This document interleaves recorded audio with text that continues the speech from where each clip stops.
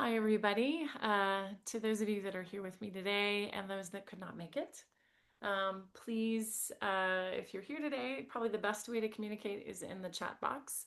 That way, and I'll do my best to take a peek at that throughout class. If you're watching this on recording, welcome. So I'm Melissa Smith. I ran a nonprofit for caregivers of Alzheimer's and other dementia for over a decade, and now that is a static resource. It's caregiversretreat.com and caregiverswellnessretreat.com. Sorry, it's been a while since I've said that out loud. I'm also over 20 years teaching yoga and teaching teachers how to teach yoga. And also, I'm a licensed clinical mental health counselor in the state of New Mexico. So, today's practice, the menu that we're going to do is a little bit of breath and meditation to start out. We will do some gentle movement on a mat and some static held postures. You might make sure that you have the appropriate support around you. It might mean for Shavasana, I grabbed a pillow just off a bed. If you've got a blanket nearby for a little head support later, you might enjoy that.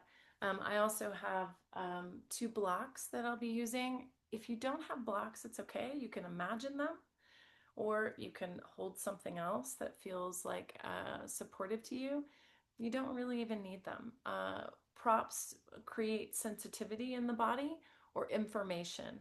And so a lot of times, if we have something that feels that it might be useful or supportive to us during a practice, um, then our body and our mind and our heart can settle just a little bit. And so that's really how I'm going to start today. Um, Asking you a question. What is your most reliable source or sources of joy? What is your most reliable sources of joy? I think that joy can spring out of an inherent sense of trust. So when we feel comfortable or calm or at ease, we're more likely to laugh. We're more likely to relax in our body. So I am hoping that you are in a space right now. Maybe you're in an office, but hopefully you're in a space in which you feel some embodied safety. If you're not sure, you can kind of look around, meaning I call this orienting to the space. So you might look up, notice different colors, notice a picture or a painting on the wall. You can look behind you, in front of you, around you. And it's just reminding the nervous system that you're in a space in which you're probably not going to encounter, right, jarring surprises, hopefully, right? That you have the capacity to notice, and that is in and of itself a calming exercise or practice. So the question is, what are your most reliable sources of joy?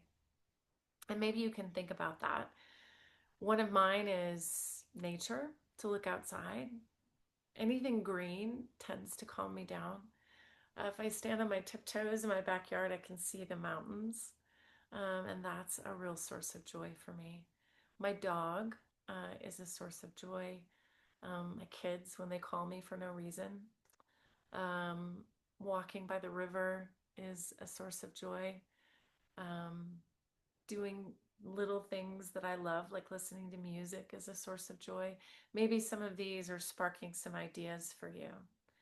If you have access to a pen or maybe your phone's nearby, is there a way that you can just jot down one of those things and make a gentle commitment to do that one thing or to be with that one thing at some point today or tomorrow?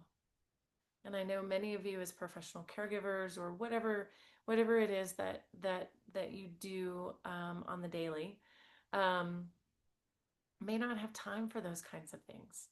But I want to encourage you to schedule, to find a moment, a place where you can be looking for those sources of joy.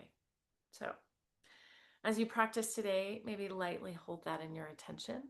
Sit any way or stand if you've been sitting a lot today that brings you comfort or ease. And for some of you, that might not be possible. I understand we often feel chronic pain or some sort of tension in our body, but find a way to organize your sitting or standing that you have access to breathing, to your spine. Maybe you move a little bit, or wiggle, or adjust. We're going to take a mudra that is called Chin Mudra, Chin Maya Mudra, and it's making a fist. Your thumbs are exposed, and then you'll take your index finger and your thumb together. And then you'll just gently rest it on your lap, or if you're standing, you can hang them by your sides. But this Chin Maya Mudra is a grounding mudra, so the palms are facing downward. There is a focal point, and a mudra is simply a hand gesture in which gives us an object to focus on, which is one of the first phases of meditation. So if you take the thumb and the index finger together, you can even sort of like a cricket would, right? Those little tiny wings rubbing together. Uh, Rub your index finger and your thumb together just as that feeling of sensation, or to bring your attention and awareness there. It's also a mudra of trust. And so if I am looking where in my body that I can trust myself, not everyone does. Maybe it's that your body breathes itself. It's an autonomic practice. You don't have to make your body breathe.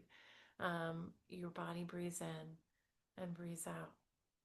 Maybe it's that you feel safe in your environment in this moment. Or maybe the belly feels relaxed or soft.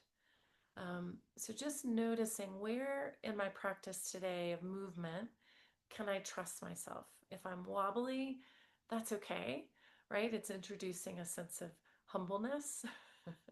But when I stand on 2 feet, can I find a sense of safety? So moving into Chin Mudra, closing the eyes or taking a low gaze, begin to bring your awareness at the edge of the nose, breathing in and breathing out. And as you breathe in and out, where does your breath reside? Does it feel shallow in the chest? Does it feel low in the belly? Is there any part of you that can feel your back moving, or the sides of your waist or your rib cage? So that just that gentle awareness, it's called vidya, just noticing might actually produce a change in your breathing.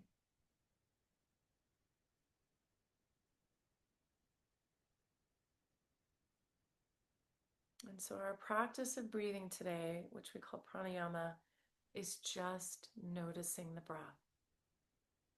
We don't need to necessarily change it. We're just watching it, observing it, and seeing what happens.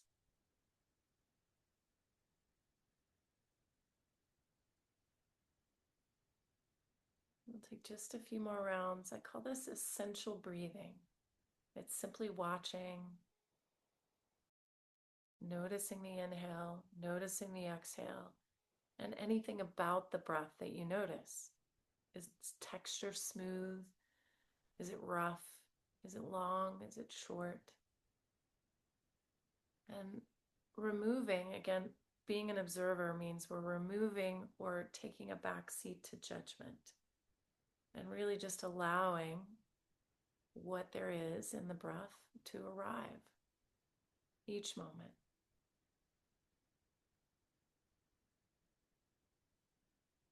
Okay. And this very last one, see if you can add a sigh, an exhale, or even a yawn. Yeah. And then releasing the fingers and the grip. You'll interlace the hands in front of you and flip the palms forward. The heel of the hands, sometimes we press the knuckles, but press the heel of the hands forward, which is going to engage your forearms more. Now begin to rock side to side. So I might shift my weight over to one side of my pelvis. I might shift my weight over to the other. And if I want to enhance that or feel more of a lateral stretch, I'm actually going to lift the opposite shoulder. And then when I release it, my shoulder comes down, and then I'll lift the opposite shoulder. Good. And so that's going to give a little bit more of a lateral stretch. And then slowly, as if you're painting the heel of your hands as the paintbrush, you're painting the wall in front of you, bring the arms and lift them to any amount. I know some of us have restrictions in our shoulders, and that might be challenging. So if it's here for you, that's great. If you've got to bend the elbows, that's okay. I do make a lot of assumptions in capacity or ability. So at any time, if something I'm offering you doesn't feel right for your body, go ahead and shift side to side, press one heel of your hand up. Then feel free to make modifications or alter the movement in a way that makes sense for you. You have the capacity and agency to do that. And then is your breath moving along with you? Good. And then go ahead and bend your elbows wide. Keep the interlace of the hands, but change them. So you're going to change the interlace. And then nestle the hands at the nape of the neck. Elbows are wide. Now slowly imagine I'm going to lift my elbows up toward the ceiling and turn my armpits toward my face. And I'm going to lean my head back into my hands. And I'm using the pinky edge of my finger to pull up the ridge of the skull, which is called the occiput. Now take a breath here. And as you exhale, see if you can lift the elbows a little bit more forward. So I'm actually coming into just a small amount of back bend. And then keeping the elbows forward, take the chin in toward the chest. We're not pulling the head down very much here, but I'm just resting the hands lightly on the back or the nape of the neck. And as my chin goes toward my chest, there is this sense of moving the crown of the head down. Then one more time, inhale. This time we're going to open the elbows like wings. Imagine you're plugging them into the walls beside you and moving the armpits out to the elbows. Rest the head back and toward the hands. Good. And then here, we're going to take a little bit of a figure eight, which might seem kind of odd, but it's like you're trying to draw circles with each of your elbows. So as I do that rotation, you might be noticing that it's moving your thoracic spine since your pelvis is stationary. The thoracic is the middle spine, and you're simply just noticing, and maybe can you reverse it? A little bit of a brain move there. So I'm imagining I'm drawing a circle with one elbow and then the other. So it makes this figure eight. Good. And then slowly come to a pause. Release the interlace of the fingers and let the arms hang heavy. Maybe your arms feel like mine feel like they're 10 feet long. So just notice that. Notice any wiggles that you'd like to do or movements of the head and neck or maybe the jaw. So you can open and close the mouth. Good.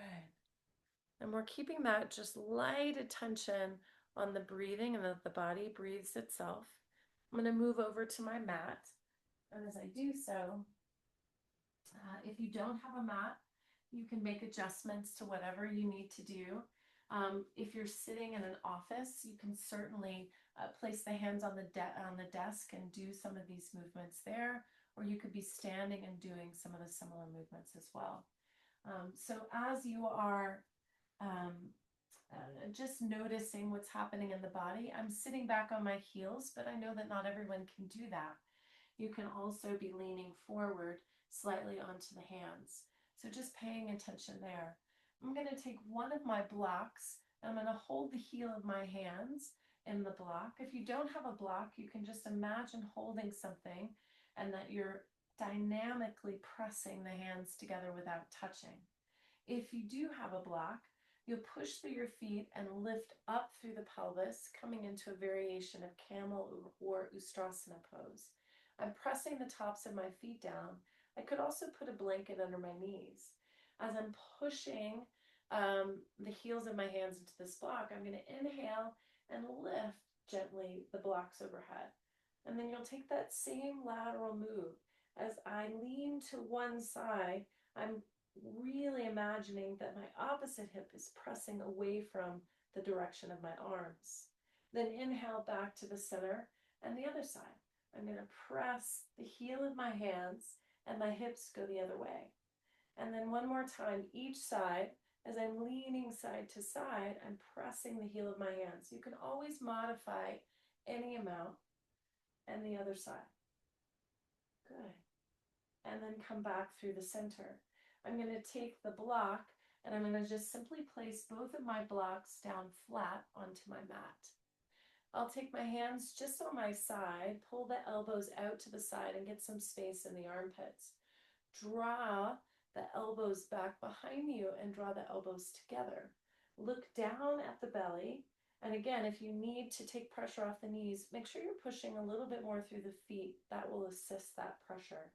And then take the eyes and look up the wall and lean slightly back, pressing the heel of the hands into the sacrum and lift the heart and chest. Keep lifting the heart and chest. Notice that I still have my voice pretty regular here. If I were to drop my head back, I would lose some of that breath. One more inhale. And then on your exhale, we're going to come down to hands on top of the blocks or hands on the floor if you don't have access to blocks. Here, we'll take a gentle cat and cow, pressing down with the tops of the feet. If you're seated in a chair at your desk, you can take this cat and cow, rounding the back and arching the back. So pushing down with the hands and feet, bringing up the midpoint of the back as high as it'll go, and then coming back down, reaching the heart and the chest through. One more time, round the back, exhale fully here, and then bringing the heart back through. I'm going to walk my knees back another couple of inches. So now you'll see my arms at a diagonal. Same thing, round the back and see if you can find a different place. So now I have less pressure on my arms, but I want to make sure I distribute the weight to my feet as well. And then I'll come through and arch my back a little bit and then round the back. So I've actually taken my hip flexion a little bit less to give some space there and arch the back. I'm going to push back into child's pose or balasana, and I might need to bring my blocks with me a little bit. Pushing down into the blocks, I'm going to lift one hand. So if I push down with my left hand, I'm going to lift my right. And then exhale and lower, push down with my right and lift my left.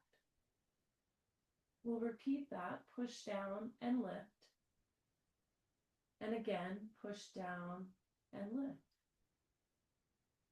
Now, we'll walk our hands all the way over to the right so they're off your mat. Take your left hip and let it go out a little bit.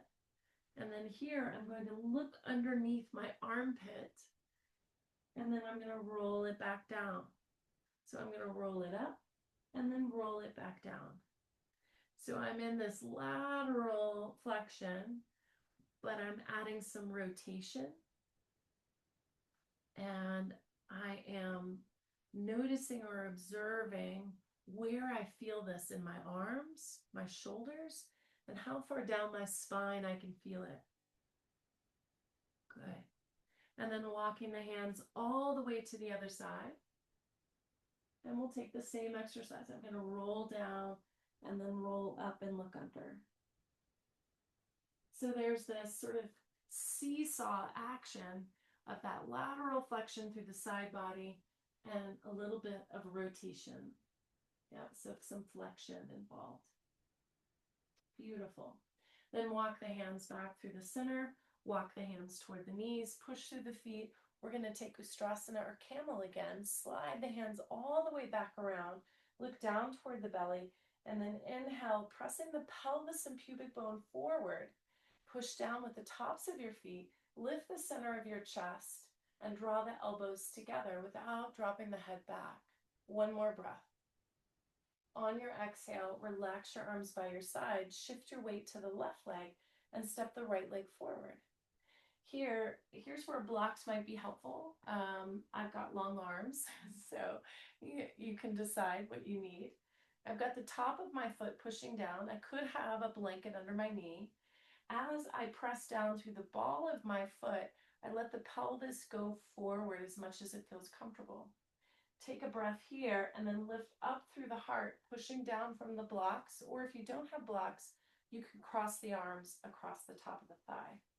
On the next breath, I'm going to start to move the pelvis back. So notice that I'm moving from my tailbone, keeping my front foot exactly where it is. I've also got my arms long here, and I'll just gently begin to bend the elbows to lower any amount. If you're really coming into a big flexion of the back, you might consider staying up higher if you want to feel that hamstring stretch. If you're wanting to feel a stretch in the back, then I would round the back and I'm going to get a lumbar stretch. So you decide what you need most here. Take the blocks and walk them closer to you and then begin to flex the foot. So I'm dorsiflexing the foot, bringing the toes back to the shin. Maybe you're reflecting a little bit on sensations, what you're noticing in the body, what feels like a big stretch, what feels challenging, and then slowly walk forward. I'll keep my hands on the blocks, or you can put the hands on the floor. I'm curling the back toe under and beginning to lift the knee. From here, I'm going to put my weight into my opposite hand. So if I have my right foot forward, my right hand connects, or my left hand connects to the block or the floor. Then slowly you'll take that right arm out to the side and pause here. Keep bending through the front knee. From here, put the hand just on the shoulder. So I'm making that wing again, just like I did earlier. You'll inhale, bring the elbow across toward the block, and then exhale, revolve and open. You can also have the back knee down. Inhale across toward the block, and then exhale and open. Good. We'll do that one more time. So both knees, the back knee lifted is going to be a little more challenging. And then come back through the center. I'm going to bend both knees and spring the back leg a little bit forward. Here, pyramid or Purvottanasana. Shift your weight forward and shift your weight back. Shift the weight forward and shift the weight back. Now find where is middle ground, almost like you have a tether between both feet. I'm slowly going to put my hands underneath the knees, or I'm just going to hold them. So rather than putting the hands on the blocks, I want to see how my core supports me. You could also be much higher if that feels better for you. Noticing, right? Noting what's going on in the legs, how they support you. One more breath here. And then bend both knees, come into a squat position. So this is Utkatasana or chair pose. Your arms could be forward. You could be taller, that would be easier. Could go lower, that's going to be harder. My feet are just slightly apart. Good. As I'm sitting in this chair pose, I could go harder, I could go easier. When I lived in Canada, everyone would call this, prepping for skiing, right? Get some fire in the thighs. It's also called fierce pose. So just noticing you can be anywhere along this trajectory, higher or lower. On your next exhale, I'm going to come to stand, standing tall. Imagine that the ridge of the skull we're lifting upward. So there isn't this like big projection, but there is this inhabiting of the ribs and the whole body. So imagine the ridge of the skull moving back, and imagine now resting in your back body. So feel your heels. Feel yourself moving downward in this sort of grounded. It's the same sensation as we would have if we did Chinmaya Mudra, which is that fist and the thumb and the index finger together. It's a downward movement in the body. One more full breath here. On your exhale, slide your hands down the length of your legs and fold forward, Uttanasana or forward bend. Shift just a little bit of weight toward the balls of the feet, but staying mentally in your back body. So feeling and noticing the hamstrings, the lumbar spine. On your breath, take your blocks back down and come back down into all fours. From here, glide into child's pose. Maybe there's a little wiggle, a little bit of movement. Push down with your left hand and lift your right. Does it feel harder or easier than we did before? Push down with your right and lift your left. Walk your hands towards your knees, push with your feet, and glide the hands to the side and then around. Find Ustrasana or camel pose. A little bitty back bend. Lift the heart and the chest. Shift your weight over toward the right leg and step the left leg forward. So make sure it's just the opposite side that you just did.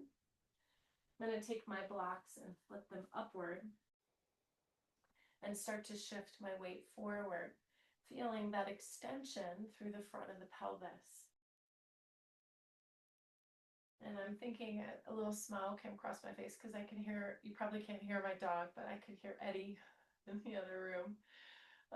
So that brings a little bit of joy. So I'm curious if you have a four-legged creature that brings you a little bit of joy. A lot of times when I'm teaching Glide the Hips Back, I'll often see animals and pets with people. When you get down to their level on the floor, they tend to think that you just want to play. And then from here, I'll walk my blocks back and begin to dorsiflex or flex my foot. So bringing the toes back to the shin. And then reaching out through the heart and chest. If your tendency is to round through the back, see if you can flip your tailbone back, and especially the side of the tailbone of the extended leg. One more breath here. And then let that foot come down, curl the back foot under. So we did this before with the opposite hand. So my back hand, so if this is my open side, my front knee, the same arm as my front knee, is going to come and touch my shoulder. So I can keep my back knee down as I go across and then open. Now, if you experience sciatica or have some imbalance, some asymmetrical imbalances, I suggest reducing range of motion or only doing the coming forward rather than the revolve in the lumbar spine. So just noting what feels good in your body and trusting yourself that you're going to make a choice for that. And then the back knee could be up. So I'm crossing the body and opening the body. I'm crossing the body and then opening the body. On your next breath, come back through the center, bend your back knee and front knee, and glide it in just a little, Purvottanasana or a pyramid pose. Start to get lighter and lighter from the blocks and place the hands either on the shin or free.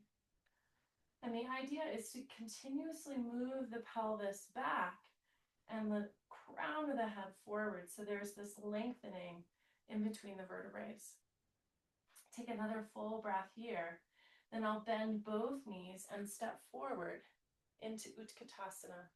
Arms go forward. So as I'm in this chair pose, right, you decide how challenging it is.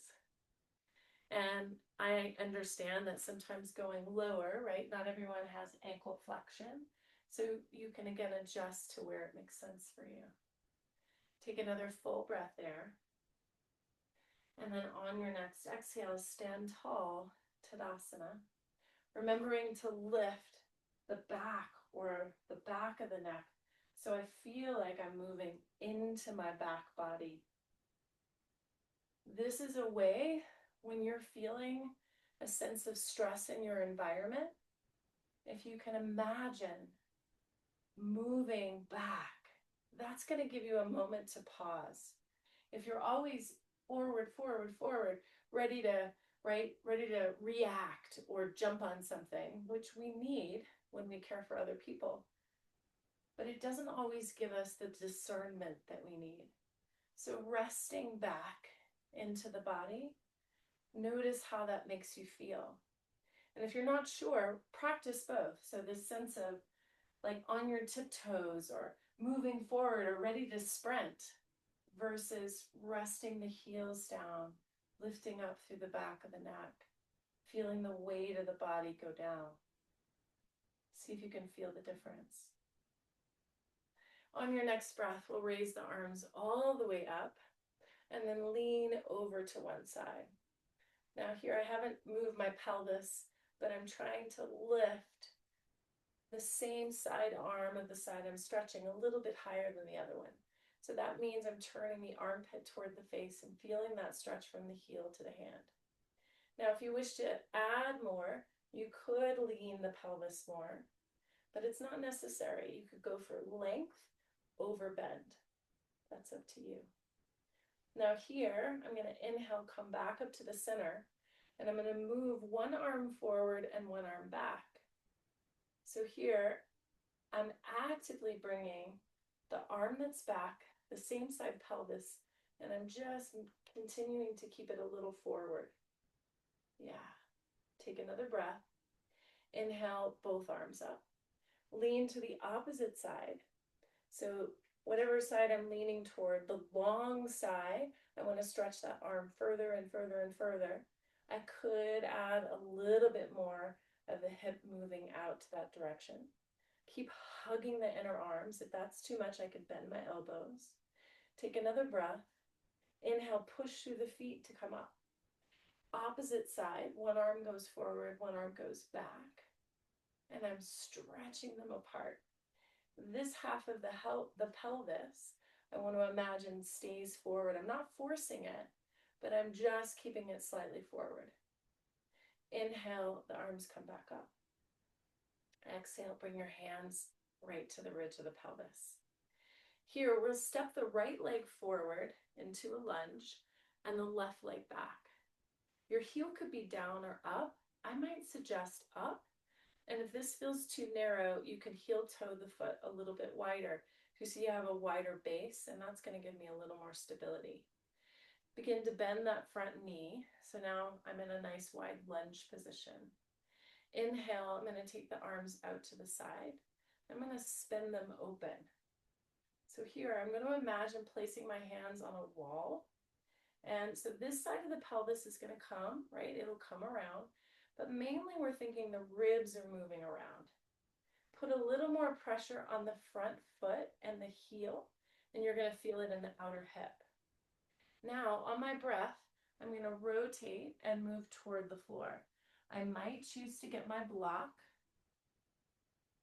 And this is a revolved side angle. Good. Take another breath here. Then I'm going to push down with my front foot to come up and back with my back arm to lift up. Step forward, Tadasana. Ooh, notice what you notice. All right, we're going to step the opposite leg back and the other leg forward. Easier to lift the heel. Easier to go wider. Keep bending the front knee. Inhale, take the arms wide and spin around. Imagine you're placing your hands on a wall. See if you can get your rib cage to turn as you exhale. And then slowly move that hand down, down, down toward that block and lift up through the chest. So here I'm imagining my armpit travels to my elbow, which travels to my hand. One more breath.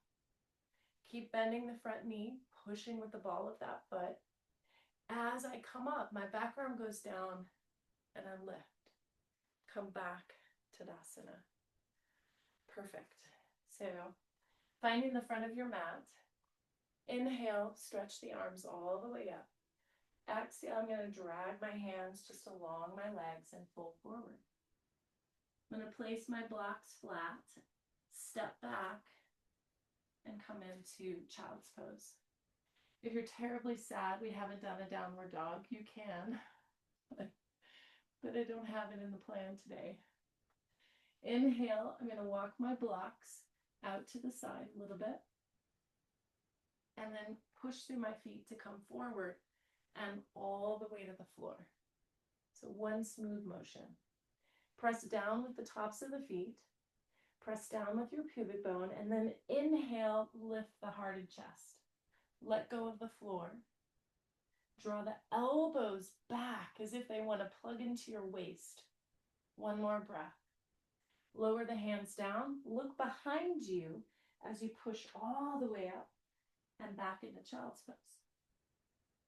The rest you know. I'm going to push down with my left hand and lift my right. Push down with my right hand and lift my left. Put that hand down, drag in, come all the way up. Take that camel pose, back bend. Lift the heart and chest. Shift the weight left, step the right foot forward. You can use your blocks or not. Shift your weight forward, the pelvis comes forward. Shift the weight back, keep pushing through the foot. And walking the hands a little further back, flex the foot. On your next exhale, put that foot down, lift your back knee, come all the way up. You're going to open up the opposite, so whatever knee is forward, the other hand is on the floor, and the hand opens up, revolve side angle. Take another breath here. Exhale, lower that hand. Bend your knees, walk the back foot in, slide the hands back up. Find that pyramid pose. Bend both knees, come into your chair pose. Good. Another breath. And stand tall, Tadasana. Good. Let any wiggles out that feel good for you. Shift your weight toward the right foot. Begin to bend your left knee. Place the hands just right along the waist. Slowly begin to lift the left knee. Now I'm going to cross it across the other knee. So if you're sitting in a chair in an office, you can be sitting cross-legged. I'm going to start to sit back. Right now I'm pushing my shin into my calf, getting a little sort of a self-massage there. I could drag that leg further up and get a balance, but if my balance is wonky today, my foot can stay here. Your hands are on your hips so that your pelvis stays pretty much level and forward rather than letting it come to one side or the other. So I could be here or I could be lower. Keep flexing the top foot, the foot that's crossed or the foot that's on the floor, and push down with it slightly. Good. If it's helping you to keep holding your hips, do it. If it helps to hold your ears, it's so glamorous. Go for it. If it's helpful to have the arms out like a tightrope walker, fine. If you want to do something else with your hands, you can. Take another full breath here. On your exhale, we'll unwind this and come back to Tadasana. Perfect. Inhale, stretch the arms up. Exhale, lower down. Take a full breath here and a complete breath out. I'm going to put my blocks back on my mat, step back into child's pose. Okay. Push down with one hand and lift one up. Push down with the other, lift the other up. Good. Breathe here. Pause. If you'd rather stay here, you can simply stay here. If you want to move toward the floor and do what we call a vinyasa, which is just that gentle movement with breath, it's part of a sun salutation. I'm going to move my blocks out to the side. You can either stay in child's pose or follow along. I'm going to shift my weight forward until I glide all the way to the floor. Tops of the feet press down, pelvis presses down. Inhale to lift, let go of the floor. One more breath. Hands back down, look behind you, push up and push back. Glide the hands toward the knees, press at the feet, slide the hands up the back. Take that camel pose. Nose, heart, everything forward, still in my back body. Shift the weight, step the left leg forward. Hands can come to the floor or the block to take that lunge. Walk the hands As you press through the ball of the foot, still extending it, getting the stretch through the anterior tibulus. Flex the foot. Reach out through the back. And slowly place the foot back down. I could widen my base. So if I know my balance is wonky, I can walk that foot further out. Curl the back foot under and lift the knee. Keeping one hand on the floor or the block, take the arm out to the side and revolve. Take a couple of breaths there. See if you can be lighter on the hand on the floor. Imagine drawing the inner groin in and up. That's going to give you more buoyancy and more stability. On your next breath, lower that hand down. Bend both knees, spring it in a little bit. Pravottanasana. Breathe here, reach out through the back. And then I'm going to bend both knees coming into Utkatasana, chair pose. Good. Take another breath. Stand tall. Good. Soften the shoulders.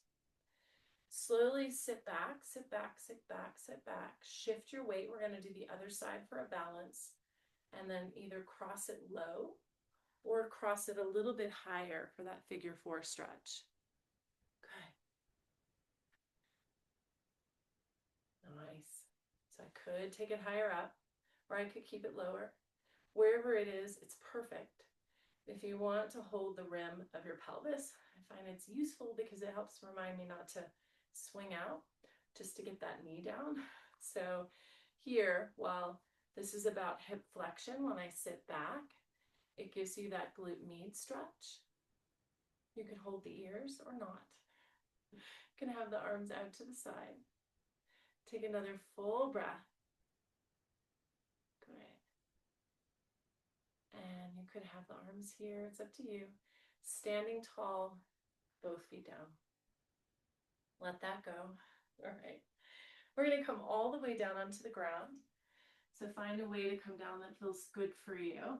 If you are behind a desk, you could be doing some of these things seated, extending the legs. Otherwise, we're going to take knees to chest, a gentle rock side to side, or forward and back. Place one foot on the floor and the other knee stays inward. Take another breath here. Take the hand and sandwich it behind the knee and relax the shoulders. You'll slowly begin to straighten and bend the leg. It does not matter where it goes. So if the leg doesn't fully straighten, it's fine. Just noticing. Now, both legs are bent. I'm going to cross that across my body and get a gentle twist. So it's very similar to side angle pose, but we're being supported by the earth. Take a breath in and expand your ribs. Exhale and soften down. Do that again. Inhale, expand the ribs. Exhale, soften down. You're going to unwind the top leg and place it on the floor, then come back through the center. The other knee comes into the chest. You can hold the top of the shin at first if you like. Try to drop the shoulders down. On your next breath, you can sandwich it, which is my favorite place because then I can really relax through the arms and the upper neck. Slowly begin to extend the leg and then bend it in. And do that again, extending and bending. It doesn't matter if it doesn't go straight, you're just noticing. Another benefit of having the leg on the back of the hamstring is I'm feeling that muscle co-contract, right? And it co-contracts in both directions, believe it or not. And then on your next breath, both knees are bent, and you're going to take that knee across the body for that twist. Take a breath in for nothing. Exhale, soften the ribs down. Do that again. Breathe in. And exhale, soften the ribs. Slowly unwind the body. come back through the center, both feet on the floor. We're going to take just a gentle bridge. If you are in another configuration, shape, or sitting, you can always push your feet on the floor and curl the pelvis under. Otherwise, you press down and lift the pelvis any amount. Notice the weight and the load goes into the shoulders. So I could be lower if that was too much. Take another full breath here, and then exhale and gently lower down. You're going to do that one more time. Push down with both feet, lift the pelvis, and exhale, lower all the way down. Okay, perfect. We're going to come into a resting pose or Shavasana. So you can take, if you've got a pillow, you could put that underneath the knees. If you've got another blanket, you can add that behind the head. And I'll just encourage you to find an easy way to be. That's a traditional Shavasana. However, you're at home. You could have legs over the couch. You could lie on your side. You could curl into a ball. Whatever it is that your body needs in this moment, I would encourage you to take that. Just going to guide you through a little bit of breathing and grounding. So however you've configured your body, lying down, seated, legs over the couch, whatever works, then I'll guide you there. All right. So just noting or noticing the breath, breathing in and breathing out. Giving yourself a couple more moments to really settle in here. So what is it like to just gently settle? That might mean that you begin to feel the body against the earth. It might mean that you're noting or noticing the body is breathing. It could also mean that you're taking a few more moments to wiggle, adjust, move so that you feel a greater sense of ease or comfort. Take a moment to soften the jaw. So you might open and close the mouth. Imagine the inner part of the mouth is getting wider and more spacious so that there's room for breath. Imagine the shoulder blades themselves, wherever you are, they can just gently move with breath. And there's a sense of relaxing in the front body or softening it so that the back body feels strong, feels supported, stable. And as you imagine this gentle oscillation of breathing in and breathing out, once again, bring to mind something that is your most reliable sense or activity of joy. So I'm picturing right now for me just this beautiful blue sky, maybe grasses moving in the wind. There's a cool breeze.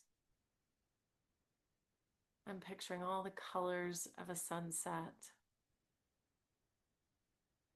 I can already just sort of feel, I don't know if you heard my voice drop a little, I could just feel that sense of embodying a place that feels comfortable, safe, like home.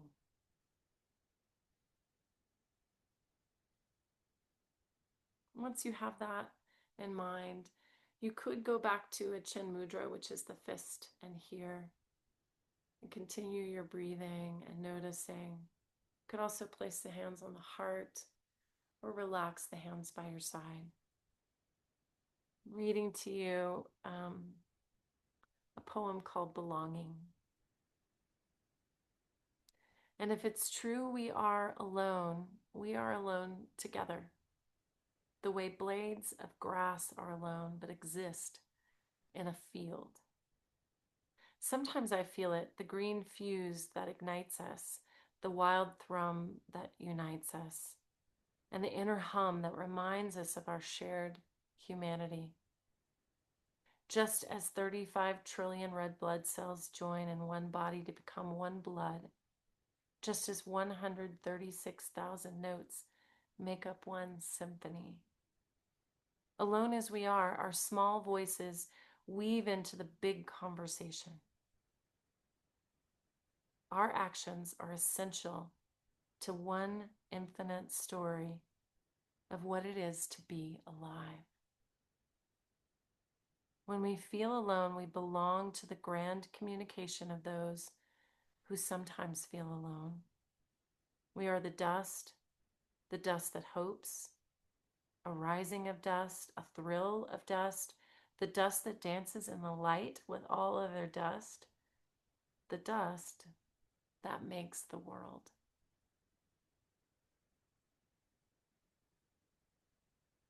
And if it's true we are alone together.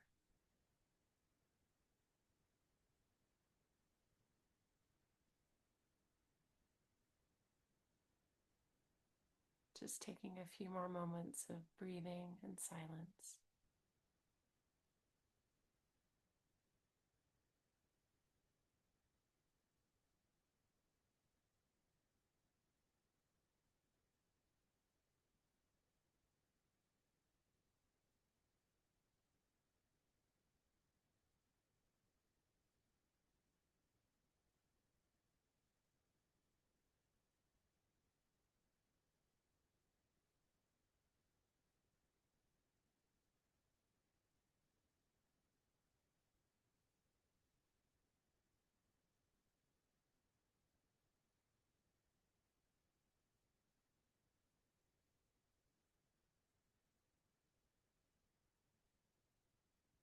If you're lying down or if you're seated, however you are, if you know you want to stay, feel free to turn this off, or just ignore me. uh, However it works for you. If you're ready to start some movement, gentleness, of starting to expand a little bit more, begin to imagine it a bit like a wave might build, right? So it's very water-like and generous. And it might start to move more and more. Might involve a rolling of the shoulders or the head, or a turning or a twisting. It could be more expansive, like a larger wave, or it could be smaller and more contractive, pulling the body inward. But take just a few breaths to move with a sense of embodied trust, right? Trusting the body knows what it needs most right in this moment, and offering that.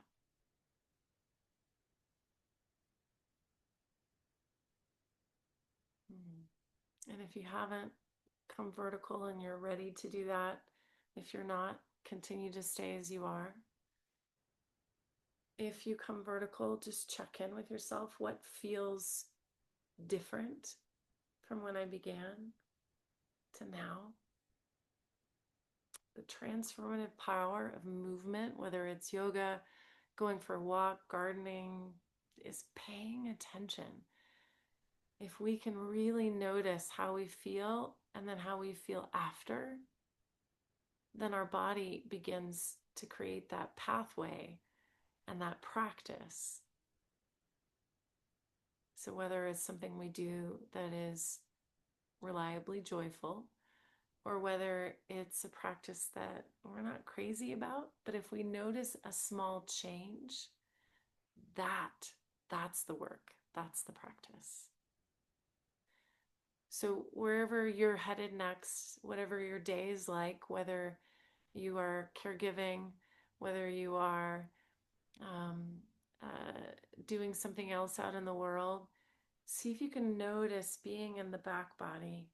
And if the body gets agitated or has discomfort or it's an uncomfortable situation, can you imagine those places of joy and see if you can attune to yourself, right? Those are the small works that make a huge difference in reducing that aloneness.